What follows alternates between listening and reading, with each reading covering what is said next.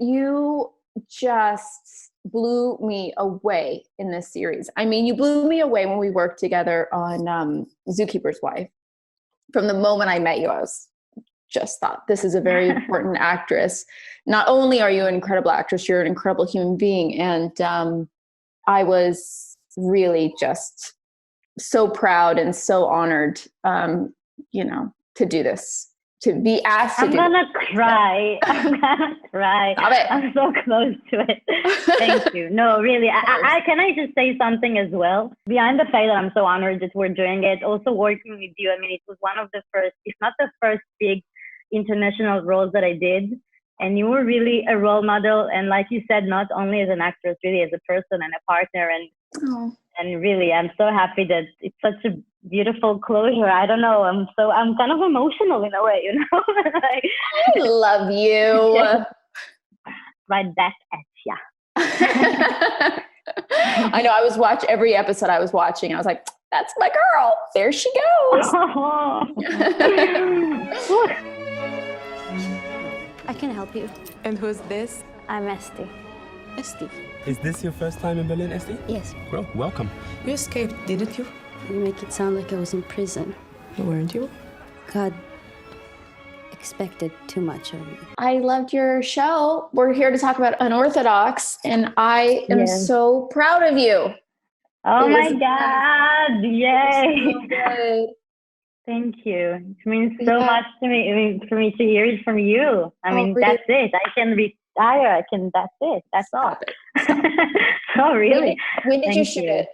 We started shooting it in May last year. So almost next month, it's going to be a year since the beginning of the shooting. Mm-hmm. So yeah, for like 4 months almost, mostly in Berlin and a little bit in New York. But yeah. And were you familiar with the book that it was based on before you got the script? Yeah, I mean, I knew it. I mean, I didn't read it, but I knew about it because it's such a big like bestseller. But I did not know it. Like, I did not read it before, and after it was like more official, and I knew it's gonna happen. I read it, and I think it took me only like a few hours to just read it and then read it again and again and mark it,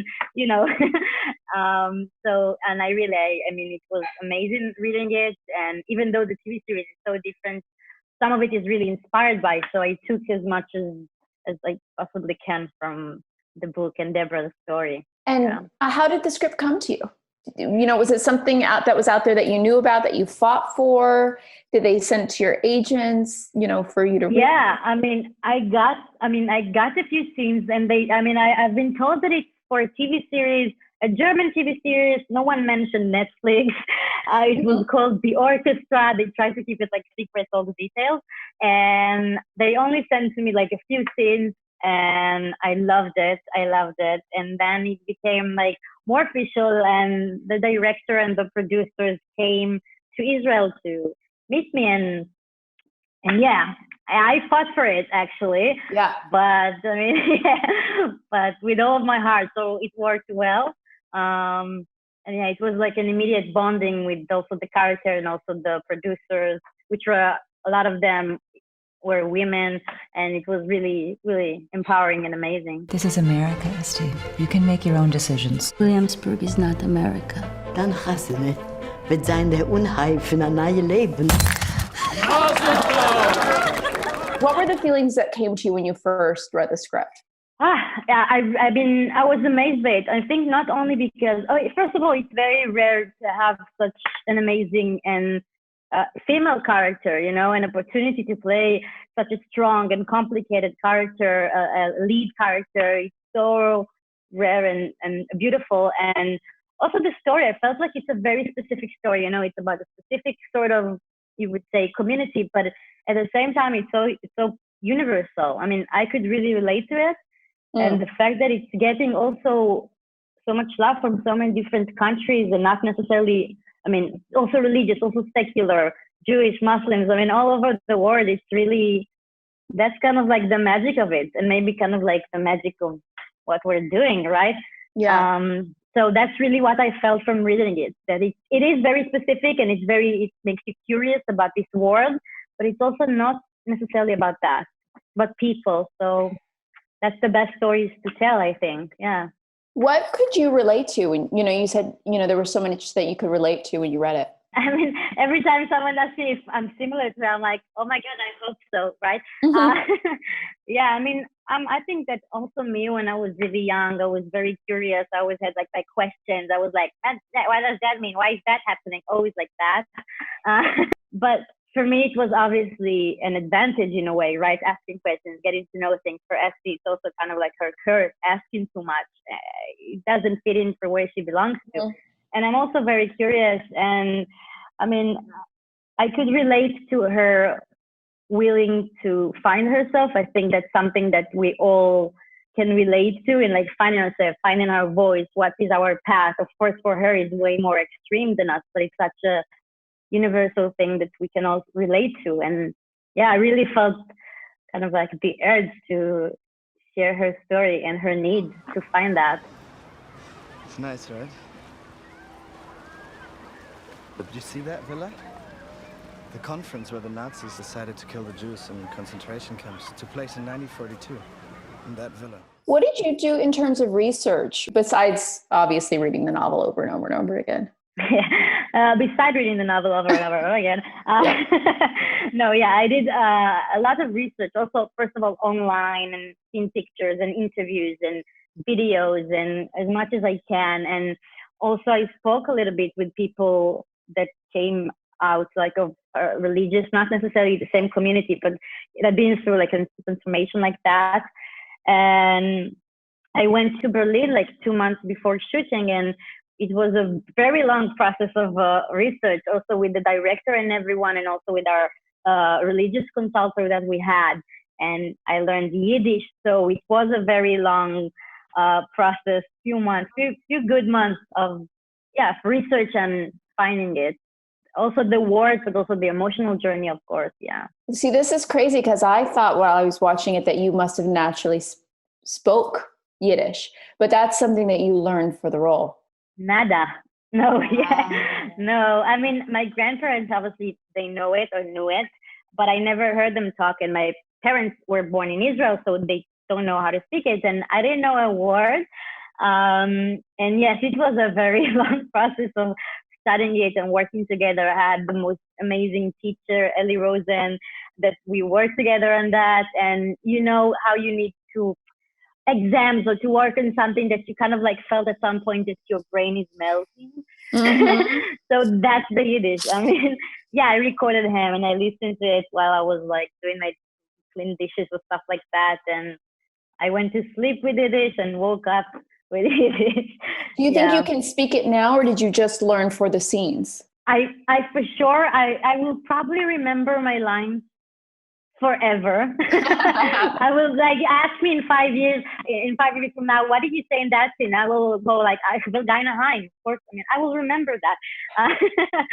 But I mean, I can understand like conversation if I will hear it now, but I don't think, unfortunately, that I'd be able to like practice or like be active in the conversation. But I can try. All these people are going to come up to you and think that you speak it naturally because you were so good on the show. They're going to be like, oh, yeah. Thank you. Of course. I'll be happy to that, yeah.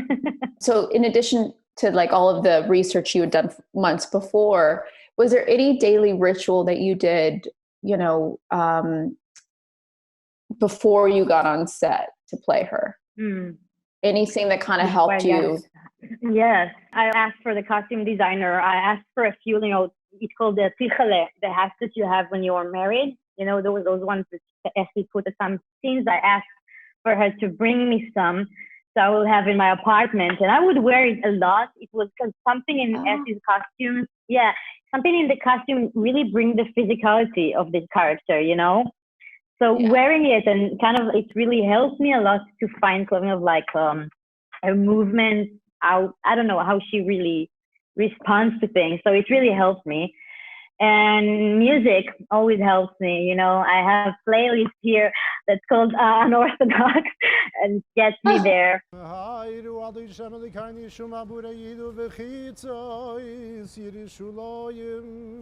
You are like a professional. I think I learned it from you, but I had things very arranged. Really, I knew like what happened before what, and since you have a lot of like flashbacks and then the present days, so it was very important for me to know like the chronological like way of scenes and the journey that she's going through. It was very clear when watching your work how specific it was. Thank it you. did feel, I imagine it wasn't shot like this because things are never shot like this usually, but it felt like it was shot in chronological order because you were so specific in what you were bringing into each scene. But I imagine you shot out of order. No, no, not at all. Of course not. I mean, I don't know. It's usually, for me, not yet. It never happened. It's shot chronological. I guess it can be amazing experience. You can tell me maybe, but no, it was not shot at all. I mean, last day we shot like Banze, the lake, and first day was the shaving scene. I mean, it was like all, yeah, that was like the first day was the shaving scene. First. Yeah.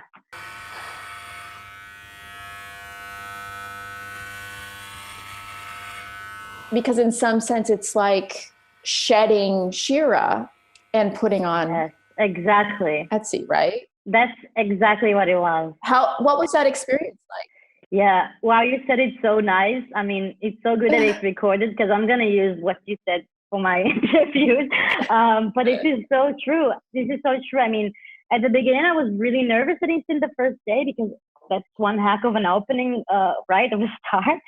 But then I thought that, first of all, it's good not to wait for it, you know, that I know I don't need to wait and be like, oh my God, in 10 days it's going to happen. So it's just to start with it.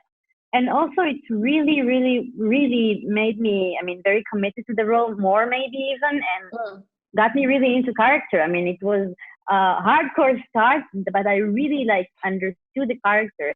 Because I think it's only like 20 seconds, maybe even less of scene, but you really have all of her almost like conflict scene, you know, because she's also really looking forward for her married life and her new life, and she's really excited and happy. She's also very scared, and she's saying goodbye to her childhood, and she's uncertain about things. So kind of like starting with that really was really, really helpful for me as an actress. I was thinking about that. It's really like such a transformation in a sense, from that scene to wearing the wigs. You see your character in some sense wearing a uniform that isn't quite who she is. And that's also what's so beautiful about your work is through the series, you see her discovery of the search of trying to actually understand who she is. It's great. I mean, really, I'm so impressed with you. How does it feel that the show's been such a success on Netflix? Wow. I mean, I always believed in the show and I love my character, of course, but I was not expecting that. I mean, to have such a universal love from so many different people from the US and UK and Argentina and Israel, of course. I mean, it's amazing to get that love.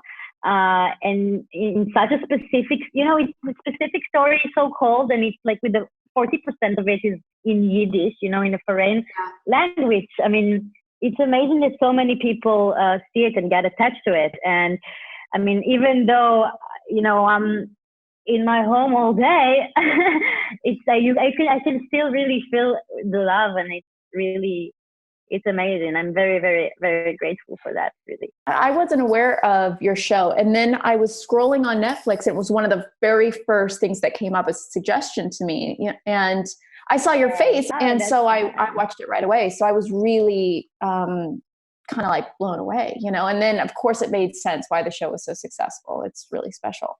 And your work is special. Ms. Shapiro? Have you prepared another piece? It would be nice to hear something different. Okay. So I have experienced your singing firsthand because in The Zookeeper's Wife, you have an incredible moment where your character breaks out into song. So I've experienced it in the flesh, and I was so happy in your series to notice that Etsy was going to have a moment, and us as the audience was going to have a moment too.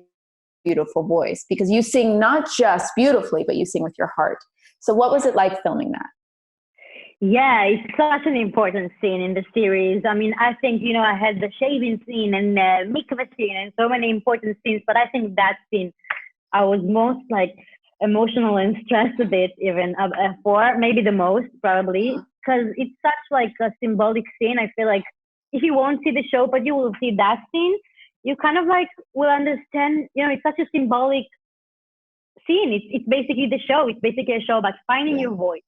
And this is the moment she finds her voice, and she's even surprised that it came out of her in a way, right? And it was so important for me. And there were so many people on set and so many cameras. It was a big day, also for Esther, but also for Shira, right? Yeah. And it was live. It was live. Also, the recording on the TV series, it's really live. So I was really stressed. And I remember my voice was shaking when I spoke before the song, which was kind of well for Esther. I mean, I was nervous, but the fact that Esther is also nervous kind of like helped me to be even more nervous in a way, And yes, I mean, singing is something that I always love. It really comes to my work. It's funny because also in the Zookeeper's Wife, I sang, and also in another TV series that I did.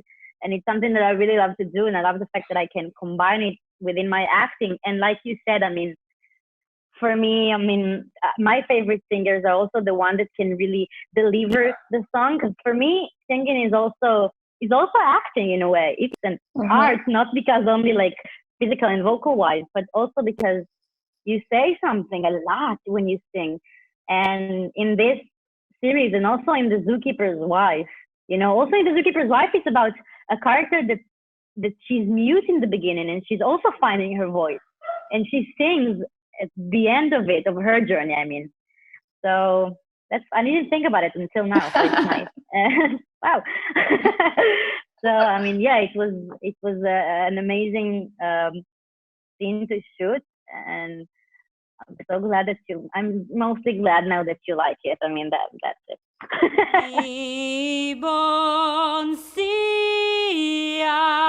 shoishan choichim ahavas kalum sois doidi. And action! One thing I really want to talk about is that the series, it has a female creative team. Did that impact the series at all for you? Definitely. I mean, it's like you said, the director was female, the producers, the creators. I mean, also in the camera crew, I mean, we had the most amazing man, DOP, a sensitive, unbelievable, talented one. But there were so many women in this crew, which unfortunately is so rare. And really, there was so many women. And I mean, it's always nice to have it. But also in this specific story, I mean, it's a story about a girl, a woman that's trying to find herself and her voice, and it's talking about also her feminine way of finding herself, an intimacy scene, and you can really feel the sensitivity of our amazing director and creators. And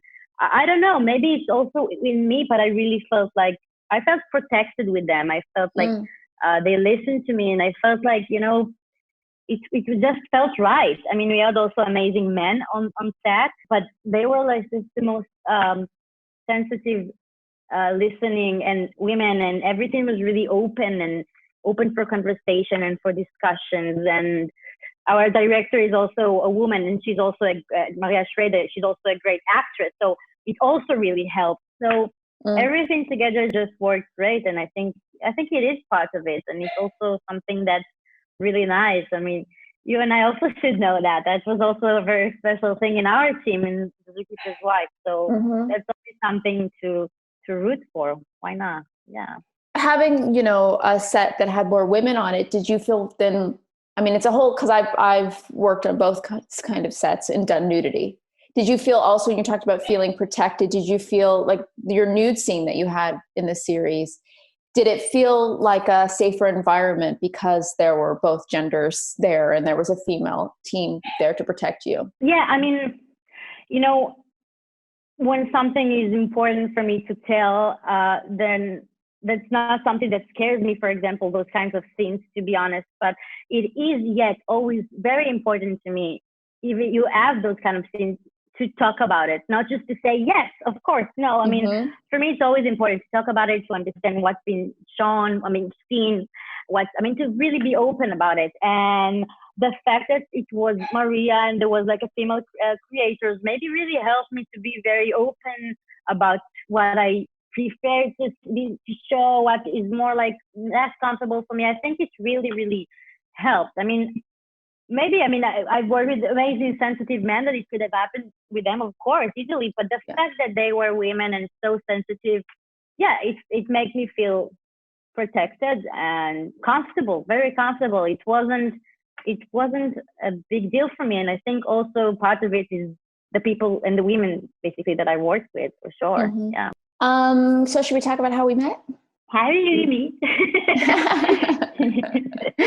It was love at first sight. It was for me. It was absolute love at first sight. For me, it was like before the first sight, so it was just a proof, Well, I had heard about you from Nikki Caro, our director of The Zookeeper's Wife, and she had talked to me about, your performance and how like incredible of an actress you are, and how you had kind of created this instinctual, emotional energy around your character.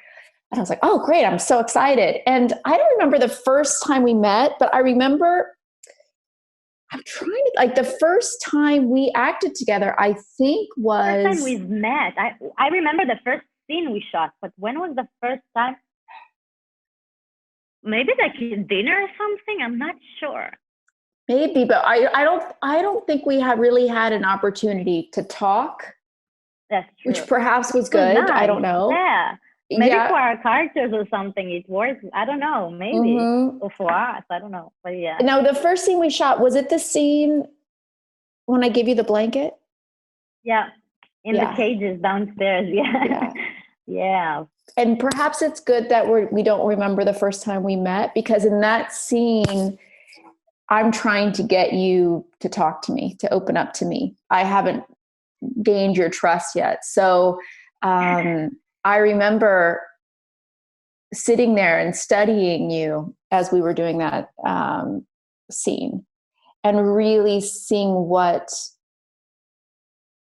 an actress you are, how involved you were, like how much you just, like the character swam in your waters, and it was such an incredible experience. In our profession, we're thrown into these situations with people we don't know and strangers, and you're hoping that someone is going to bring something out in yourself, teach you about a scene in a new way. And you absolutely did that for me in that scene. It was, your work is profound. And I knew it that day, working with you for the first time. And then of course I see it talking to you, and I see it in all of your work. So I'm, you're amazing. No, you are. I remember I got the role, and then I heard, of course, you were attached before, but I heard only after I got it that you're there, and I was like, I was so happy that I didn't know it when I sent the audition, because that would probably make me more nervous. And then I was so excited to see you, and I remember that day specifically that we shot the first scene, because I was so excited to work with you, and how does she work, and I was just a partner, she is an actress. I had so many like curiosity and questions, and I was blown away. I mean, I was not blown away by how amazing actress you are, because I knew that, from a lot of things that I saw. I mean, that was not shocking, but from the beginning, I remember we shot that scene, with the blanket. Mm-hmm. We started shooting your side at the beginning, and then we moved to my face, and you did it so beautiful, and I was like, oh my God, with the tear, everything was so beautiful.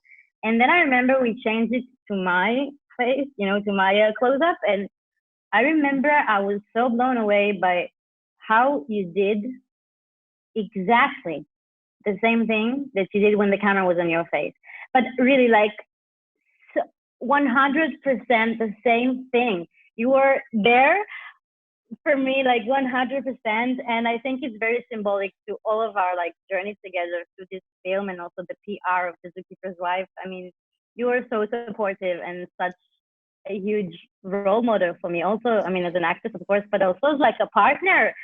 And I'm like, and thank you for that as well. I mean, what the hell? You're the best. What's going on? I'm always here for you. From Really, the day I feel it. The day we acted together, doing our press on that film, that beautiful film.